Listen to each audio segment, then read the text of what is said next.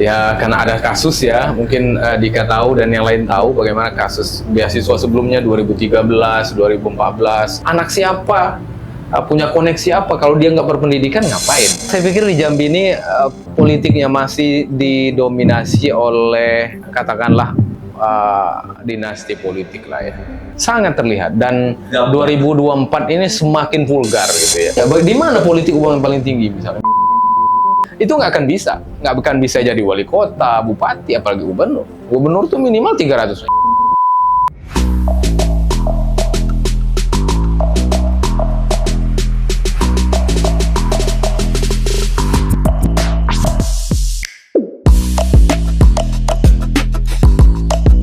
Nah, itu bersatu. Berdua. Oh, berdua. Oh, oke. Kami bahagia karena berdua. Indonesia mereka karena bersatu. Kami bahagia karena Ya, berdua. keren ya. Keren. Karena berdua tuh memang enak gitu. Iya, nggak boleh sendirian. Kalau sendiri Karena tuh sendiri nggak akan kuat. nggak bisa. Biar berdua aja, bener kan Pak? Sampai santai aja kan? Santai aja. Ya, santai lah. Udah mulai ini Pak. Gila aja. Udah mulai. Serius. Dokter mana nih? Udah lama gak ketemu Pak Dokter, gimana kabarnya? Ya, baik. Masya Allah, ya, sehat ya? Alhamdulillah sehat. Sekarang udah kampusnya kampus ungu ya? Nah, ungu. Kampus ungu. Ini. Iya. Jadi disclaimer dulu sebelum beliau hadir ke sini, sebenarnya udah jauh-jauh waktu dan juga jauh beberapa tahun yang kebelakangan. Betul. Kita udah pernah kontak bareng, kemudian juga pernah beberapa kali satu wadah. Iya, ya. betul. Jadi ya kali ini bersyukur beliau punya waktu, diluangkan Alhamdulillah. waktunya untuk bisa main ke kantor berdua. Ke kantor berdua, Pak Dokter, kita nggak usah ngebahas yang berat-berat. Iya. Mungkin udah banyak yang tahu juga sebenarnya Pak Dr. Fahrudin ini adalah anak asli Jambi, tepatnya dari Kabupaten Merangin. Lahir besar di Merangin atau lahir di Merangin sampai sekolah kemudian gimana Pak Dokter ceritanya? Saya ini anak bungsu dari 9 bersaudara. Banyak ya Pak? Iya. Jadi anak bungsu, kami 9 orang, 7 laki-laki dan 2 perempuan. Dan 2 orang ini sudah dipanggil Yang Maha Kuasa gitu ya, tinggal kami bertujuh gitu ya. Nah, kalau saya aslinya itu orang dusun nih, Dik. Oh iya? Iya, dusun beneran. Mana Pak? Jadi dulu di wilayah desa saya itu sebelum ada transmigrasi, itu memang paling ujung. Oh iya? Iya. Kalau mau lewat lagi dusun itu harus lewat sungai. Oh, jadi jalan daratnya terakhir di desa kami sebelum ada transmigrasi. Iya. Kalau desanya Rantau Limau Manis namanya. Rantau Limau Manis. Iya, kecamatannya Tabir Ilir. Nah, jadi kalau dulu kecamatan Tabir Pemekaran kan. Gitu. Jadi kalau wilayahnya dari Bangko itu ke arah Bungo itu tengah-tengah gitu. Oh, di tengah. Di Rantau Panjang masuk ke dalam, masih jauh lagi. Wah. Ya, jadi saya lahir di sana sampai SD. SD sana. Sampai SD. Nah, setelah SD mulailah ini. Jadi kalau tadi Dika sebut lahir di sana, kemudian masa kalau SD itu masa apa ya? Anak-anak ya? Anak-anak itu di dusun. Nah, kemudian tamat SD saya sekolah di sebuah pesantren di Palembang gitu ya. Oh, langsung merantau? Iya. Wah, gitu. Jadi umur berapa itu berarti tamat SD? 13 tahun lah ya, betul. Di tepatnya di pesantren Asalam namanya di daerah Sungai Lilin ya, sebelum Palembang. Oh, masih sini? Iya, masih sini. Nah, itu kira-kira di sana 6 tahun gitu ya. Nah, kemudian saya lanjut kuliahnya S1 di Jogja. Oh, UIN Sunan Kalijaga. Dulu namanya IAIN. Iya. Tapi pas lulus sudah jadi UIN. Bersyukur ya. Masuk. Ini senior nih. Kemudian setelah tamat tahun 2003 sempat kerja sebentar masih di Jogja nih. Kerja 1 tahun kemudian lanjut S2 di UGM. Oh, cuman di Visipol. Kalau ini pindah benar-benar betul. Jadi betul-betul kalau pulang ke dusun ya pas lebaran aja gitu. Atau kadang-kadang beberapa lebaran ya nggak pulang juga gitu. Lebih banyak di Jawa. Kemudian sampai 2008 saya lulus di UGM S2. Kemudian kerja di Surabaya, di Sidoarjo, di Malang gitu jadi konsultan. konsultan riset gitu. Oh iya. Riset. Jadi dari dulu emang sudah menggeluti itu. Betul, iya betul. Jadi kita pernah menyusun, saya menjadi bagian dari tim penyusunan dulu zaman Bu Risma di Wali Kota Surabaya, betul, Wali Kota. rencana pembangunan jangka panjang Kota Surabaya. Wah, salah satunya timnya gitu ya, tim ahli. Jambi patut berbangga. Iya, jadi itu pengalaman yang menempa. Iya, Jadi betul, bidang-bidang riset itu, Dika, itu memang sudah saya geluti sudah sangat lama, bahkan bisa belasan tahun, puluhan tahun gitu ya.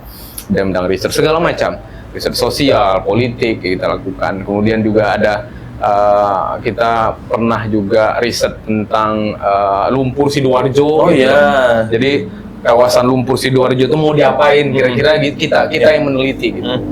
Ya, di masa-masa itu kan ingat ya lumpur Sidoarjo yang semua menjadi bencana besar di Indonesia. Kita pernah menjadi bagian dari tim untuk pengkajian apa yang akan dilakukan setelah adanya lumpur Lapindo ya, lumpur Sidoarjo orang nyebutnya, karena Lapindo itu nama perusahaan. Nama perusahaannya, ya. Daerahnya Sidoarjo. Nah, daerah Sidoarjo. Nah, itu kemudian 2013 saya daftar di Unair. S3-nya. Jadi nggak jauh-jauh ya? Nggak jauh-jauh, karena kita sambil kerja nih. Nah, sambil kerja jadi konsultan, alhamdulillah juga sambil jadi dosen juga di sana. Jadi nomor induk dosen nasional yang dari saya itu sudah dari sana. Itu dari sana sampai sekarang masih dipakai. Karena nomor induk dosen nasional itu berlaku nasional. Betul. Kayak NIK nggak bisa ganti-ganti gitu. Nah, jadi kalau saya di kampus itu satu-satunya saya nomornya aneh sendiri. Berbeda orang 10 karena wilayah 10, saya 07 gitu. Karena wilayah. Nah, ke wilayah Surabaya gitu kan. Jadi sana S3 ngambil divisip ya di ilmu sosial, itu kemudian 2013 ya sampai 2016. Jadi kurang dari 3 tahun saya sudah selesai. Nah, dengan segala upaya gitu ya, berdarah-darah gitu ya. Dinamikanya banyak. Luar biasa ya, karena kan profesinya sebagai konsultan, sebagai dosen, sebagai mahasiswa, sebagai ayah, sebagai suami, 5 profesi dijalani dalam satu waktu. Bayangkan biaya kuliah di situ, membiayai keluarga juga. Waktu itu udah punya anak 2 saya, gitu kan waktu kuliah gitu kan. Jadi ya segala macam ya, tinggal ya sebesar ini lagi kan. Tapi kalau nikah kan ini kantornya, kalau kita rumahnya gitu kan, beda kayak waktu itu. Nah, itulah proses ya Pak. Prosesnya seperti itu. Jadi ya bidang-bidang riset yang hari ini kita geluti sebetulnya sudah jauh-jauh hari saya lakukan gitu. Tinggal mungkin pindah tempat dengan konteks yang mungkin agak beda gitu. Tapi fun fact-nya bener atau enggak? Sebenarnya ini masuknya di segmen yang keberapa ya? Tapi karena Bapak udah menyinggung terkait dengan doktoral yang Bapak dapat di Unair, kemudian juga dinamikanya kan nggak segampang itu kan? Nggak sesuai dengan, ya maksudnya yang Bapak ceritain kan singkat ya? Padahal prosesnya berdarah-darah. Tapi fun fact, bener nggak nih? Kalau pernah ngajuin pernah ngajuin beasiswa ya di Jambi, di zaman Bapak Hasan Basri Agus sebagai gubernur kan ada program beasiswa yang setahu saya itu beasiswa pertama yang dipublish. Iya betul. Kalau sebelumnya mungkin internal, diam-diam katakanlah begitu. Nah, yang pertama jadi semangat sekali, ada beasiswa nih, 100 juta nih, bayangkan gitu kan. Karena kita merasa kita ini udah layak gitu loh ya. Daftar. Ya, karena ada kasus ya, mungkin Dika tahu dan yang lain tahu bagaimana kasus beasiswa sebelumnya 2013, 2014 ya, dan tahun-tahun sebelumnya. Saya waktu itu ngajukan 2015 kalau salah, berarti 14, 13 itu yang bermasalah. Akhirnya dengan terpaksa ya nggak diumumkan, padahal namanya sudah ada gitu ya. Nah ya terpaksa. Akhirnya saya mikir dulu kan ekspektasinya gini Dika, kalau ada beasiswa itu saya ingin riset saya itu excellent gitu, luar biasa gitu. Bisa dimaksimalkan. Nah, bisa maksimal. Tapi ya setelah beasiswanya gagal, ya pikir, yang penting lulus lah gitu. Orang kan nggak nanya, Dika nggak nanya berapa dulu IPK-nya Pak, kan? Tapi tahu gitu ya. Nah, akhirnya gitu aja gitu kan. Dan saya dinasihati oleh profesor di sana ya, yang dekat dengan saya, promotor, yang bilang, udahlah yang penting lulus, nanti tinggal kita mengembangkannya setelah pasca doktor gitu. Jadi kualitas doktor itu justru dilihat ketika dia apa yang dilakukannya pasca doktor. Kalau dia tidak ada peningkatan, nggak ada kontribusi yang positif baik untuk masyarakat dan lain sebagainya, ya percuma dokternya. Jadi bukan hari ini dengan nilai yang tinggi, bukan gitu. Itu Setelahnya. itu mungkin yang kesekian. Betul. Gitu. Tapi pasca jadi dokter, apa yang Anda lakukan? Nah, dan itu yang memotivasi saya agar kemudian bisa ya berkiprah dengan bidang-bidang tertentu gitu ya, yang bisa saya yang terfokus sampai dengan hari ini lah. Iya, betul. Berarti ya kita nggak ada yang tahu prosesnya panjang. Iya, Ternyata anak Merangin yang zaman dulu jalur transportasinya kita naik bis itu bisa 3 hari dari Bangko, kadang-kadang dari Jambi kota ini bisa 3 hari naik bis. Baru Jadi bisa sampai udah rumah. kayak keluarga besar kalau di jalan udah Udah saling duit pun bisa. Udah saling kenal ya. Betul. Iya. Pak Dokter, Ya. berkaitan dengan tadi disampaikan begitu prosesnya begitu panjang, apa sih yang menjadi dasar akhirnya bisa mau sampai se-struggle itu untuk ngambil gelar dokter? Padahal kan kita tahu banyak banget zaman dulu orang tua itu yang anaknya banyak lah ya, termasuk Dika, termasuk Pak Dokter juga. Apa yang memotivasi? Memang dijuruskankah oleh orang tua mau tidak mau harus sekolah tinggi atau ya sudahlah terserah atau gimana? Jadi gini, saya dulu dimotivasi, saya ingat betul nasihat ayah saya bilang gini, di masamu nanti itu nggak bisa lagi mengandalkan kebun. Artinya yang alam yang disediakan alam. Kalau abang-abang saya kan mungkin kebun karet, kebun itu tersedia gitu, lahannya banyak. Tapi di masa saya nggak bisa lagi. Apa yang harus dilakukan? Dia bilang, ya berpendidikan, sekolah tinggi itu bahasanya. Sekolah, ayah saya itu nasihati gitu, kamu yang sekolah yang tinggi. Ya, karena mungkin secara fisik saya beda dengan abang-abang saya, dia punya fisik yang kuat gitu, kerja di luar yang bisa panas-panas bisa. Kalau saya nggak kerja mampu. berat, Nah, makanya kerjanya otak gitu ya mainnya. Ayah saya bilang gitu. Jadi ya lahan kebunmu itu ya ilmumu itu gitu. Sekolah tinggimu itu. Makanya saya memotivasi betul karena awalnya saya ngikuti. Jadi arahan orang tua masuk pesantren kita ikut gitu ya. Kalau abang-abang saya nggak mau, dia bandel gitu, akhirnya malah nggak sampai. Pokoknya saya ikuti dulu. Nah, pas kuliah justru saya yang menentukan. Saya mau kuliah di sana. Saya mau ke Jogja. Jadi merasa orang tua ya dulu kan udah ngikut gitu ya. Betul. Nah, sekarang silakan dia yang menentukan mau kuliah mana, ya di Jogja. Tahu. Jadi motivasinya dari ayah saya terutama dan emak saya mengatakan bahwa kalau bisa survive, bisa berkualitas, meningkatkan kualitas kita ya dengan berpendidikan tinggi. Nggak ada cara lain. Dan itu memang terbukti. Iya benar. Ya, teman-teman saya yang dulu mungkin anak-anak orang berada. Yang seangkatan ya? Seangkatan, bahkan dulu mereka bisa, kalau bahasa sekarang bisa flexing gitu ya. Betul. Jalan kemana kitanya di dusun gitu ya. Main kelereng, main karet gitu ya. Ya hari ini mereka nggak apa-apa gitu. Karena mereka selesai dengan itu saja. Tapi kalau kita berpendidikan, punya pergaulan yang luas ya kan, punya pengalaman, kita lebih bisa survive gitu. Dan ini saya pikir ini bisa pelajaran lah bagi anak-anak sekarang bahwa ya nggak ada cara lain, kita harus berpendidikan, baik formal maupun informal. Intinya adalah pengetahuan atau ilmu pengetahuan. Nggak ada cara lain. Ya, nggak bisa kita mengandalkan orang tua kita kaya, nggak bisa, itu akan habis. Ya, atau anak siapa, punya koneksi apa, kalau dia nggak berpendidikan ngapain? Privilege ada, tapi nggak punya kemampuan untuk memaintain itu juga selesai. Iya, selesai. Dan saya ingat betul saya bisa beradaptasi di Jambi itu bukan karena siapa-siapa. Karena memang orang tua saya hanya petani biasa, keluarga aja biasa. Nggak ada yang andal, yang andalnya diri saya sendiri gitu kan. Ya Dika mungkin tahu gimana awal saya di Jambi ya. Mungkin betul. Iya kan? Tahun 2017 pindah ke Jambi itu ngeblank di Jambi. Nggak kenal siapa-siapa. Kemana-mana pakai motor pakai mat. Ngelamar kemana gitu, ke Unja, ke UIN gitu ya. Alhamdulillah kemarin diterima di Unja dulu ya, kenalan sama kawan-kawan di TV gitu ya, masuk Dika di awal-awal ya Dika ya, kita kenal ya. Ya itu sebetulnya yang struggle gitu ya. Wah, nggak ada yang tahu pasti kan. Maksudnya history dari seseorang, terusnya hari ini ada Pak Dr. Farudin, bahwasannya lahirnya benar-benar yang daerah dusun lah. Iya, dusun. Iya, memang dusun. Kemudian motivasi untuk bisa sampai di titik ini juga karena kedua orang tua, kemudian pasti sekarang karena keluarga. Istri, anak, yang notabene sekarang ayo Pak, ayo Pak. Iya. Pak, kalau kita kembali ke masa sekarang, melihat dengan POV-nya adalah keilmuannya seorang Dr. Fakhrudin, Jambi sekarang apa sih yang menjadi kendala paling besarnya? Ini saya lihat gini ya, yang saya lihat di Jambi ini soal kualitas SDM ya, sumber daya manusia. Yang pertama itu karena pengalaman di Jawa ya. Jawa itu kan kampus-kampus di Jawa itu memang lingkungan kampus itu memang terbentuk untuk mendukung suasana akademik kita. Betul. Dan ini yang saya belum lihat di Jambi. Ya termasuk Unja sekalipun yang paling tinggi ya kualitasnya di Jambi, saya pikir Unja, mungkin UIN dan lain sebagainya. Itu belum sampai taraf itu.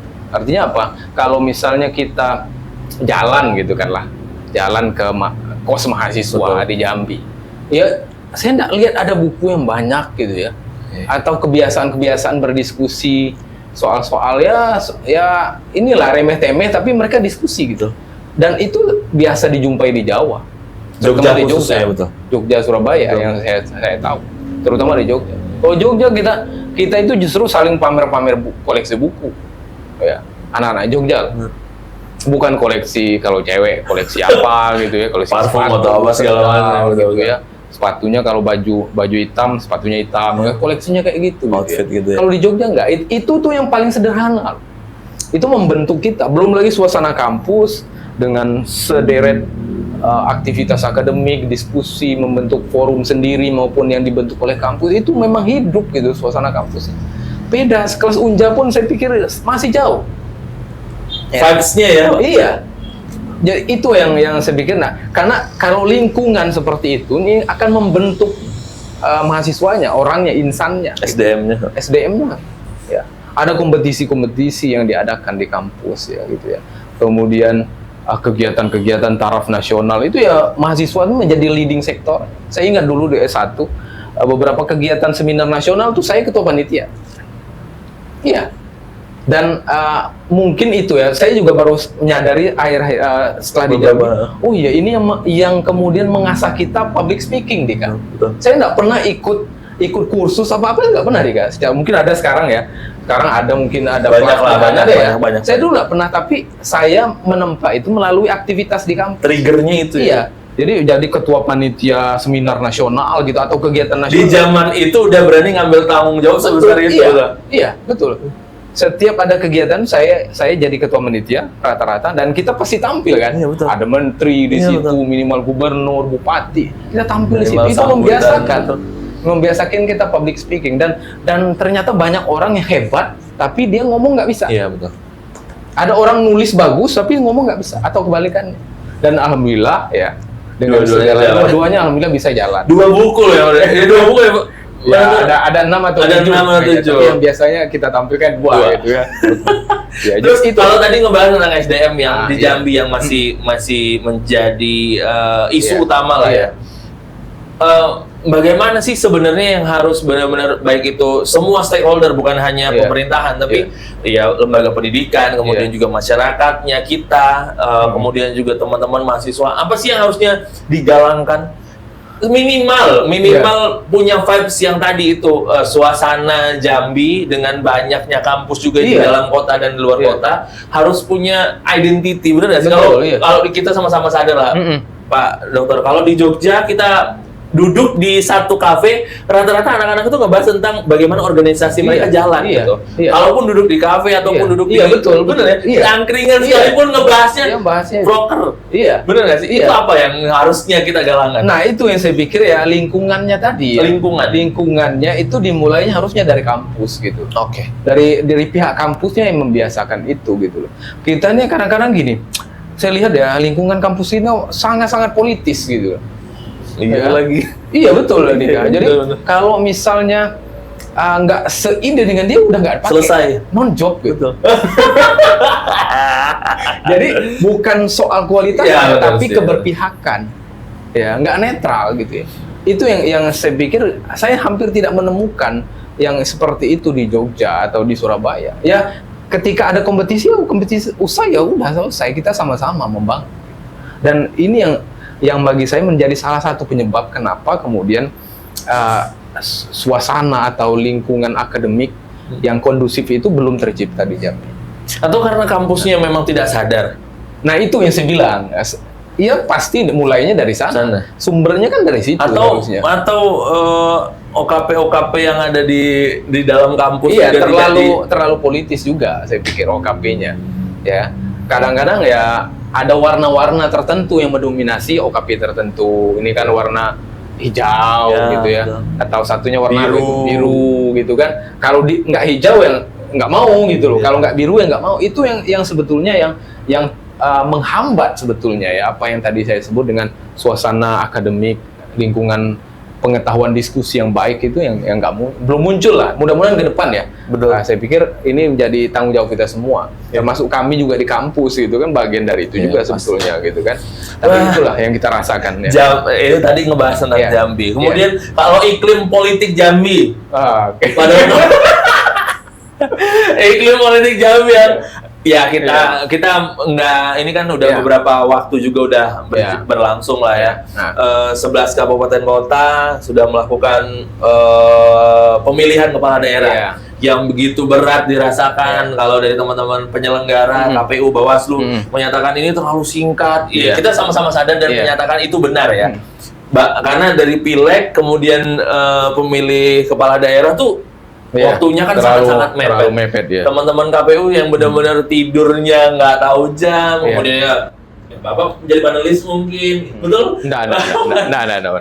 Kemudian melihat bagaimana dinamika yang ada di Jambi, bagaimana? Ya, saya pikir di Jambi ini politiknya masih didominasi oleh katakanlah dinasti politik lah ya, kekerabatan, atau kalau dinasti mungkin terlalu ekstrim, atau politik kekerabatan lah. Itu paling mendominasi. Sangat terlihat. Dan 2024 ini semakin vulgar gitu ya. Hasil 2024 itu semakin vulgar, apa yang disebut dengan, kalau ekstrimnya orang menyebut politik dinasti, tapi saya mungkin lebih menyebutnya politik kekerabatan. Artinya apa? Beberapa wilayah, beberapa daerah kemudian sangat menonjolkan itu. Misalnya Tanjung Jabung Barat, Tanjung Jabung Timur, Sarolangun gitu, Merangin gitu ya, sangat kental dengan nuansa itu gitu loh. Artinya ya ini satu sisi ya perlu kita kritisi sebetulnya.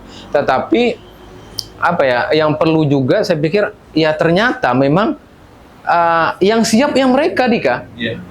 Kenapa? Yang siap mereka ya karena memang politik kita ini sangat transaksional, politik uang merajalela. Artinya apa? Ketika yang berperan politik uang, maka hanya orang-orang tertentu yang bisa survive di situ, yang bisa sukses. Orang seperti saya yang nggak punya uang gitu ya, punya uang banyak maksudnya, uang dikit-dikit ada gitu kan, cukup lah gitu. Itu nggak akan bisa jadi wali kota, bupati, apalagi gubernur. Gubernur tuh minimal 300 M, duit galau, ya. Nah, belum itu minimal loh. Artinya apa? Kita nggak ada yang tahu ya. Nggak ada yang tahu gitu. Artinya memang kalau kita tidak ada sokongan finansial yang cukup kuat, ya nggak bisa berkiprah di Jambi, dalam politik di Jambi. Ya. Apakah karena ya secara mungkin kita bisa tarik garis lurusnya adalah politik di Jambi, kenapa dinasti? Mungkin karena politiknya masih berbasiskan dengan money lah ya. Money, ya.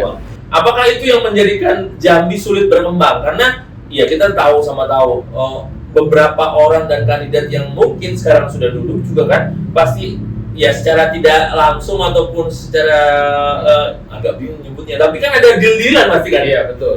Dengan pihak mana, donatur gitu. Nah, itu.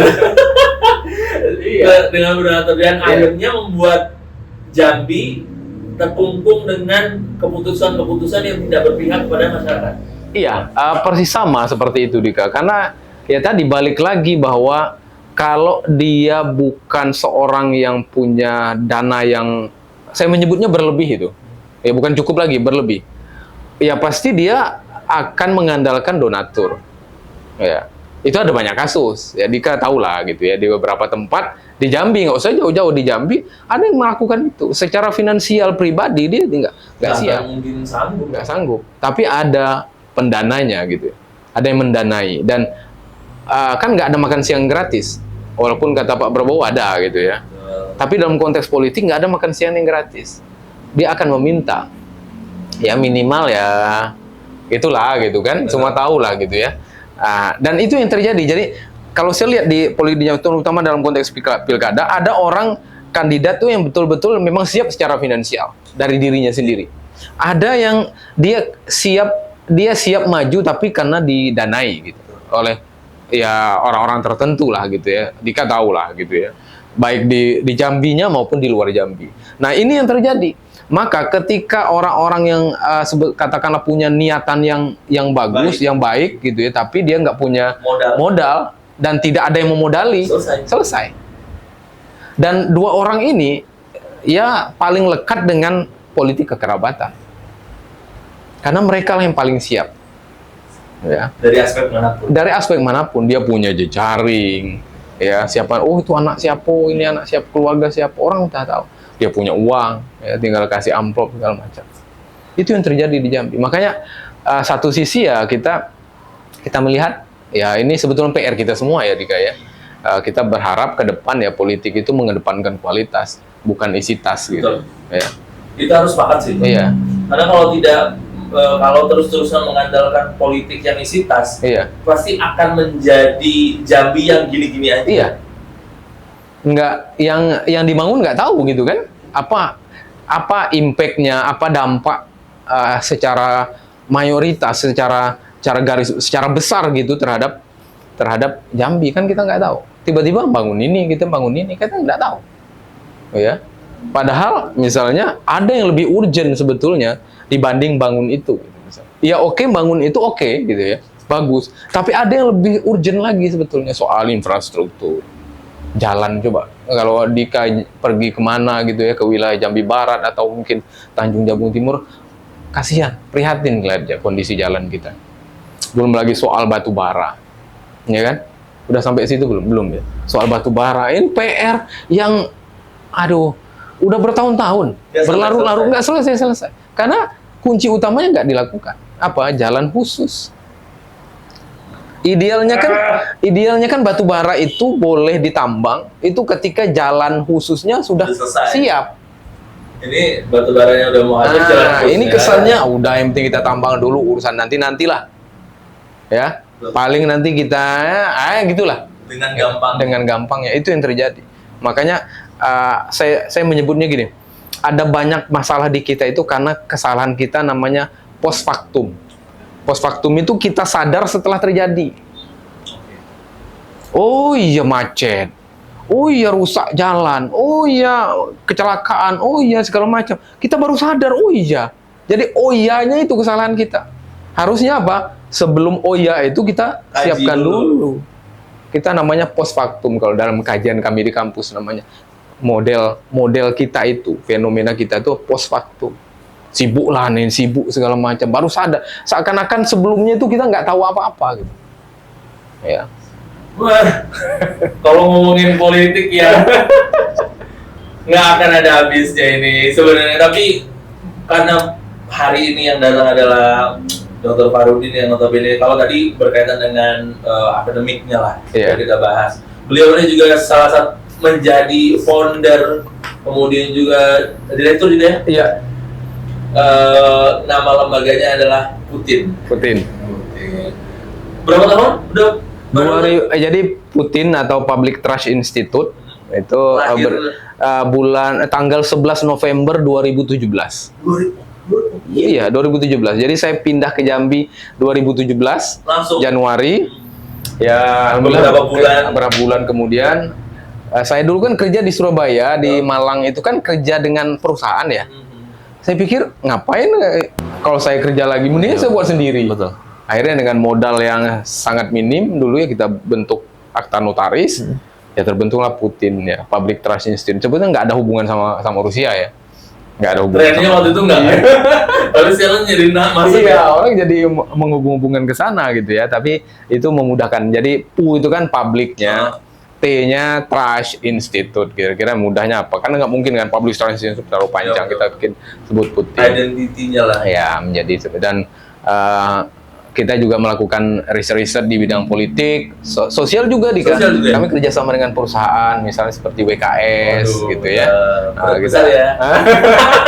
Ya alhamdulillah, gitu kan. Kemudian tapi memang core-nya di politik sih ya, terutama di pilkada kemarin kerjasama dengan beberapa kandidat gitu ya, dan termasuk di pileg juga.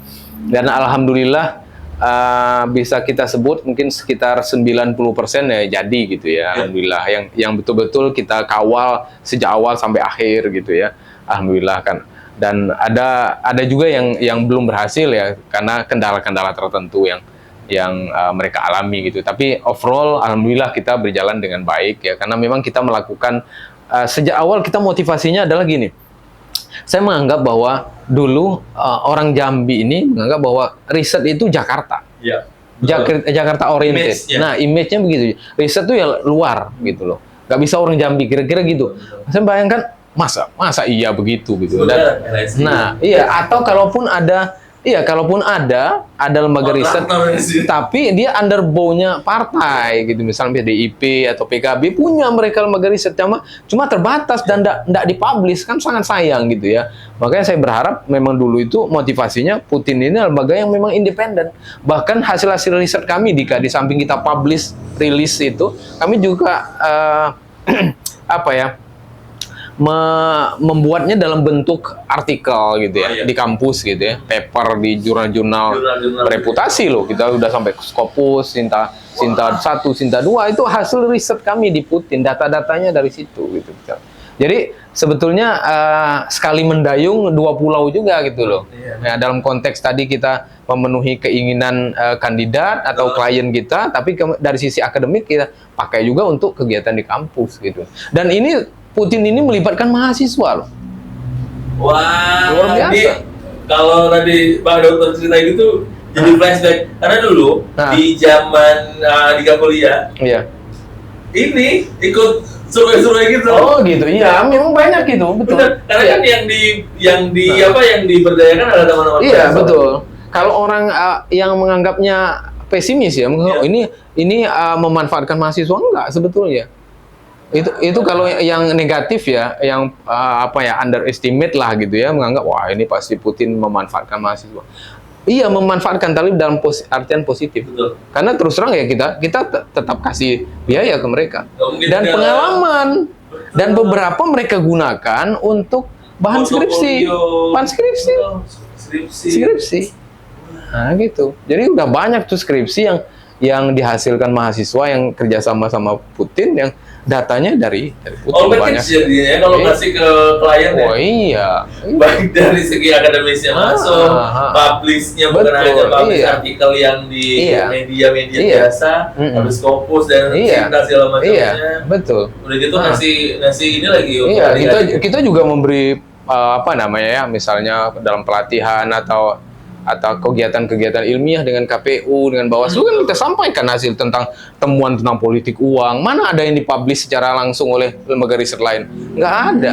Bagaimana politik uang di Jambi itu yang luar biasa. 64% orang Jambi mengatakan iya dengan politik uang loh. Dan itu temuan kami dalam sekian banyak hasil riset. Dan peta wilayahnya kita punya. Iya, di mana politik uang yang paling tinggi, misalnya Batanghari. Baru mau nyebut. Iya, misalnya. Benar sih. Nah, itu kan bermanfaat bagi publik. Dan itu belum pernah ada sebelum Putin rilis.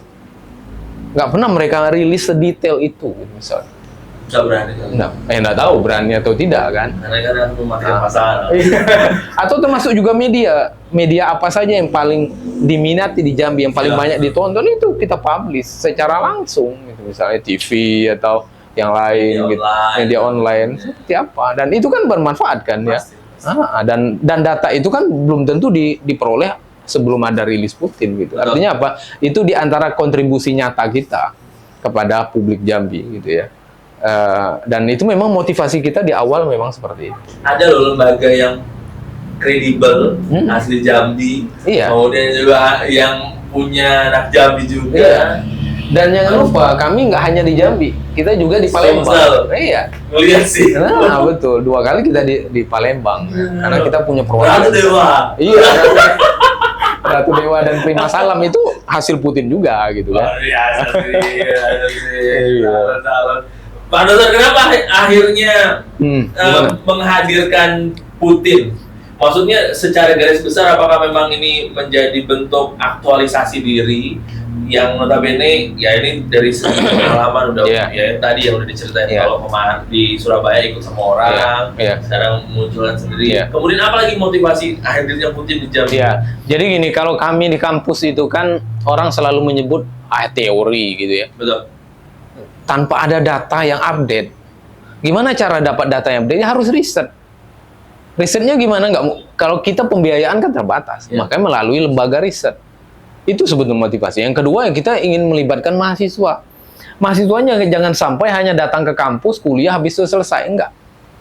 Karena itu yang kami lakukan dulu gitu. Iya, betul sih. Ikut riset dosen itu biasa kalau kawan-kawan di kuliah di Jogja atau di Jawa. Iya, ini jadi mahasiswa kuliah pulang udah ke kos, tidur atau main game, aduh gitu ya. Kasihan gitu ya. Apalagi sekarang judi online yang terbanyak. Betul. Itu luar biasa. Karena apa? Karena suasana akademik, kegiatan akademik, kegiatan keilmiahan tidak terbangun dengan baik di Jambi. Mana ada di Jogja? Ada, cuma kecil gitu loh. Ya, jadi media teknologi informasi atau gadget itu dimanfaatkan dengan maksimal oleh mereka, bukan untuk hal-hal yang negatif gitu loh. Nah, yang di Jambi kan kayak gitu yang terjadi. Makanya saya miris kadang lihat mahasiswa hanya datang ke kampus, ngobrol pulang lagi, nggak ada aktivitas. Kalau kita dulu, kalau memang nggak ada di kampus, kita buat forum sendiri. Saya dulu ingat S1 itu, Dika. Saya bentuk itu. Jadi waktu kuliah S1 baru pertemuan hari kedua kuliah, saya udah tampil di depan kelas. Saya mengajak, ayo kita bikin forum diskusi. Ingat betul, kalau teman-teman S1 saya ingat itu. Jadi saya tampil ke depan, belum ada pemilihan ketua kelas nih, beraniin diri orang Jambi gitu kan. Oh, ini mental iya, kita tampil. Teman-teman kaget, apaan? Pokoknya kita bentuk aja dulu. Saya bentuk forum diskusi. Mudah-mudahan sekarang masih ada itu. Iya. Ada dulu namanya kayak ada pena-penanya gitu lah namanya zaman itu ya. Belum ada gadget yang kayak sekarang kan. Betul. Ada, kita buat itu dari forum di iya. Bukan 98 99 kan lulusnya itu. Bayangkan. Nah, ini yang saya belum ketemu itu ada di Jambi gitu lah. Mungkin ada ya segelintir orang tapi nggak kelihatan. Tapi artinya apa? Secara organisasi itu tidak dibina dengan baik gitu misalnya. Mental atau suasana akademik yang baik itu belum ada di Jambi gitu ya. Apalagi dalam suasana sekarang ini gitu kan, masih jauh sekali, masih banyak mahasiswa itu hanya datang ke kampus, ikut kuliah sebentar pulang gitu, atau aktivitas lain gitu ya, tanpa ada kegiatan-kegiatan yang ilmiah atau diskusi ya kecil-kecilan gitu, berapa orang, 3, 4, 5 orang diskusi apa gitu. Hampir tidak ada. Nah, itu yang belum, itu PR besar kami gitu ya, saya terutama di Jambi yang belum menghadirkan model-model yang seperti itu. Makanya Putin juga hadir. Nah, begitu ya. Wah, dokter, Ya. kita masuk di segmen tadi udah ngobrolnya panjang lebar dan juga secara detail. Kita masuk di segmen berdua berita. Nah, ini segmen berdua berita ini ada 3 berita yang akan kita coba komentari. Untuk berita pertama, pendapat Bapak terkait dengan gagal pilkada, Juanda Guntur Mukhtar maju di pemilihan ketua KONI. Oh gitu. Oh ini. Oke. Lucu. Ini, lucu ya. Apa yang menyebabkan mereka ikut gini, Pak? Apakah memang lembaga-lembaga yang KONI atau yang keolahragaan rata-rata kan ya beberapa nama muncul dari dulu jadi ketua ini gagal ya. Juanda kan mau Jambi. Oke. Kemudian si Guntur kan kota. Nah, ya. Saya pikir ada 2 faktor ya. Yang pertama ini tentu belajar dari kegagalan mereka, atau mungkin bahasa ininya belum suksesnya mereka gitu ya dalam kontestasi di pilkada. Artinya apa yang kemudian mereka tarik bahwa mereka itu butuh aktualisasi publik. Selama ini siapa yang tahu Juanda? Ya, siapa yang tahu Guntur gitu? Nggak ada yang tahu kan? Artinya apa? Mereka akan tahu baik secara tidak langsung, mereka marketing politiknya itu melalui lembaga seperti ini. Ya, personalnya. Personal brandingnya itu terbangun secara tidak langsung maupun secara langsung melalui mereka menduduki jabatan publik. Coba kita lihat beberapa, hampir mayoritas pejabat kita itu berasal dari lembaga-lembaga publik ini. Ya, Maulana misalnya ketua apa ya, ada pramukanya gitu misalnya ya. Belum lagi di bidang kesehatan. Itu kan secara tidak langsung media marketing mereka. Dan itu yang tidak dimiliki oleh tokoh-tokoh ini. Itu saya pikir motivasi. Mungkin ya faktor kedua mungkin ekonomi juga ya, karena kita tahu dana hibah. Nah, dananya besar KONI ini ya. Tapi saya lebih ke yang pertama sih ya. Personal brandingnya mereka betul. Jadi kegiatan-kegiatan KONI ini kan sangat banyak dan mereka bisa membranding diri mereka secara personal itu melalui kegiatan-kegiatan ini. Katakanlah naming. 4-5 tahun ke depan lah ya. Iya. Kira-kira begitu. Jadi kalau modelnya kayak gini, saya pikir ya kita jangan terlalu berharap olahraga Jambi akan maju. Jangan berharap. Artinya ya kita datar-datar aja. Karena model-modelnya ya kayak ginilah. Ya. Apa yang mau diharapkan dari bukan orang yang terjun langsung? Betul, iya. Kemana para ketua ini olahraga cabur-caburnya sekarang ini? Harusnya kan mereka ini sebetulnya. Mereka naik pangkat gitu ya, naik status gitu ya.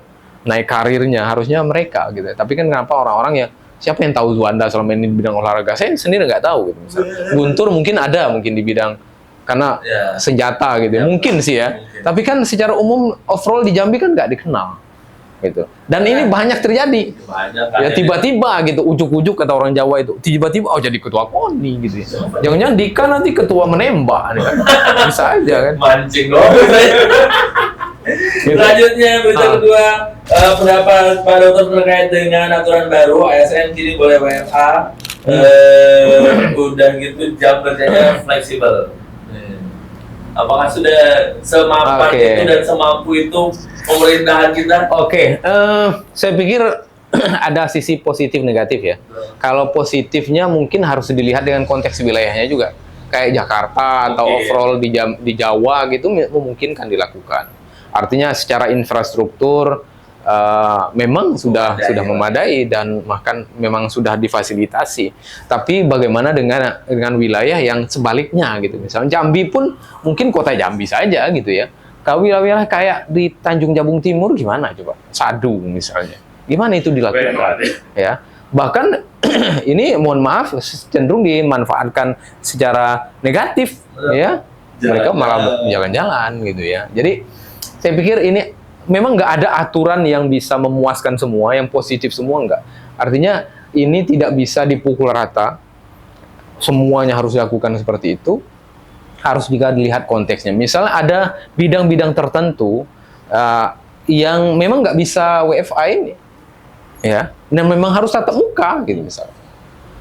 Itu yang pertama. Yang kedua, gimana dengan fasilitas yang sudah dibangun ini gitu? Sayang ya. Sayang. Gedung yang megah-megah dengan fasilitas, sayang sekali jadi gedung hantu nanti, nggak ada orang pun dalam ruangan yang besar tinggal hanya satu, takut juga orang ya. Jadi ya gimana misalnya gedung-gedung yang bagus-bagus di Unja itu yang dibangun lagi di depan gitu, tiba-tiba harus WFA gini kan, tinggal misal 5 orang, siapa yang mau gitu, nggak seru lagi, jadi kebersamaannya jadi hilang gitu. Jadi nggak bisa juga sekali lagi ini nggak bisa dipukul rata kalau menurut saya. Jadi harus lihat konteksnya, harus lihat urgensinya seperti apa. Jadi kebersamaan kita dengan teman-teman yang satu profesi itu kan meningkatkan motivasi juga. Meningkatkan imunitas. Iya, imunitas juga. Ketemu Dika, misalnya ada hal-hal baru. Betul. Tiba-tiba kok harus berjauhan walaupun ya nampak wajahnya di HP gitu kan, tapi kan beda. Artinya ada hal-hal natural yang tetap harus diakomodasi dalam kebijakan ini, dan itu tidak bisa dihilangkan semua dengan alasan efisiensi, ya. Iya, begitu ya. Oke. Lanjut berita ketiga, berkaitan dengan perang antara Iran dan juga Israel. SBY menyebutkan nge-tweet ada 5 pemimpin dunia yang kalau 5-5-nya ini menyatakan sesuatu, kemudian juga harusnya lebih arif, mungkin tidak terjadi perang dunia ketiga. Menurut Pak Dokter? Saya mengambil karena ini dari kampus ya, jadi secara akademik itu, secara keilmuan itu kan konflik itu sumber utamanya adalah perebutan sumber daya. Betul. Ya, itu pasti.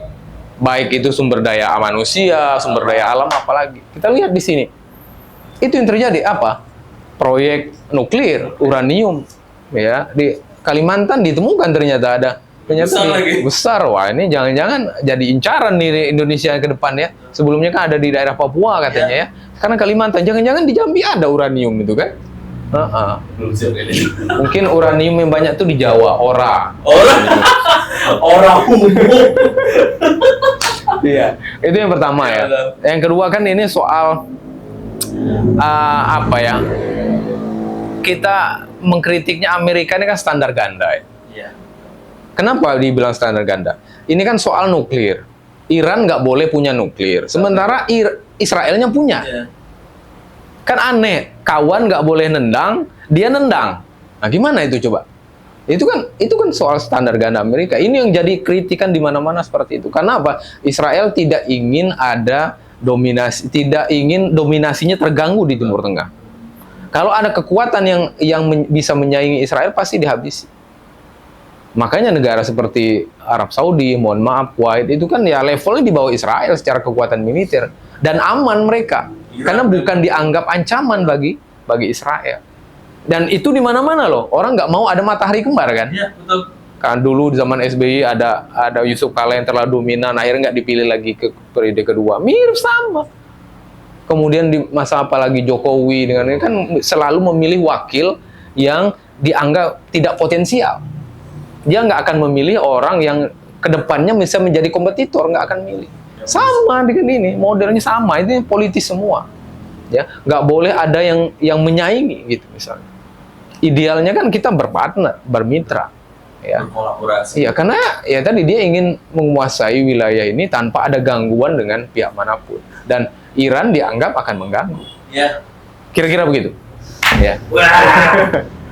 Selanjutnya kita masuk di segmen berdua fakta. Oke. Ya, ini ada mitos atau fakta, nanti Pak Dokter bisa bilang ini mitos atau fakta. Iya. Pertama, mitos atau fakta, 9 naga atau Gang of Night?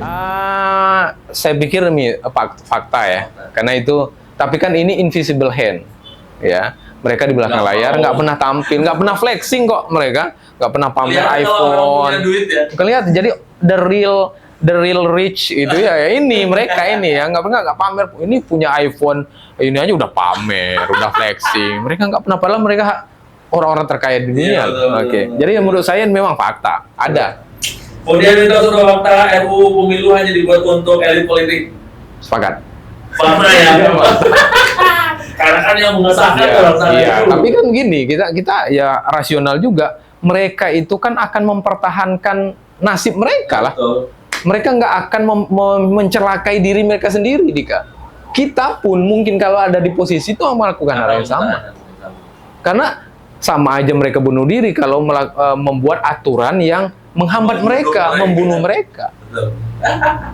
Mitos atau fakta, pernah ditinggal salah satu klien pada saat menjadi konsultan politik? Sudah jadi, kemudian tidak ada pembahasan.